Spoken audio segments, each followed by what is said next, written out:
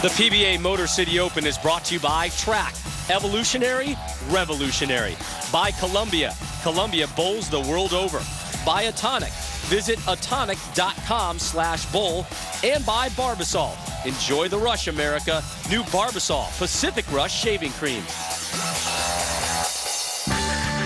Detroit is a bowling town, home to a huge number of bowlers and bowling centers, the most historic being Thunder Bowl Lanes, the site of the World Series of Bowling. Thunder Bowl was built in the early 60s as the home for the Detroit Thunderbirds of the then newly formed National Bowling League. Nearly 40 years later, Thunder Bowl was home to the 2009 World Series of Bowling. Original Detroit Thunderbird Eddie Labansky was on hand to throw out the first ball for an event that has drawn hundreds of pros from around the world.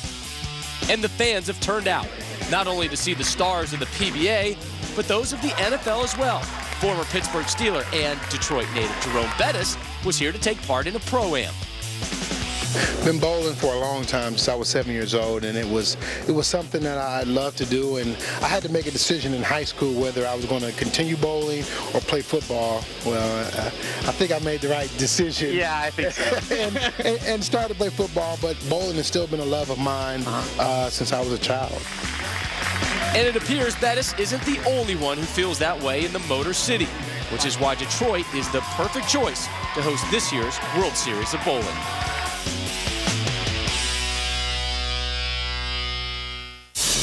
The PBA Versatility Swing continues next week. The winners of all the animal pattern shows will qualify for the PBA Experience Showdown presented by Bowl.com, and you can see it on ESPN next spring, April 11th. Cheetah, Viper, Chameleon, Scorpion, and Shark. When we return, it is our semifinal showdown. The real deal, Bill O'Neill still trying to find his first tour title, taking on Chris Barnes.